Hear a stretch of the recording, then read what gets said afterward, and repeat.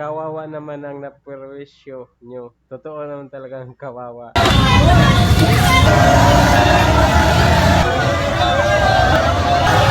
So, sa batas kasi dito sa Pilipinas, mayroong, sa pagkakaalam ko, mayroong separation of church and state. Yun, separation of church and state. Kung ano yung aktibidad ng church. As long as wala silang perwisyo, wala silang piniperwisyo, wala silang inaargabyado, wala silang labag sa batas na gagawin, hindi makikialam ang state niyan. Pero katulad nito is, nakikita nyo naman na talagang maraming na perwisyo, dapat i-call out yung mga official dito para makontrol nila sa susunod yung mga tambay. Usually mga tambay naman to. Siguro may nagtatrabaho dyan pero walang respeto sa kapwa. Yun ang masabi natin dito. Yung pista kasi is activity yan or celebration yan sa mga Roman Catholic. So hindi naman lahat ng Filipino ay nagsiselebrate ng fiesta. Dapat may respeto tayo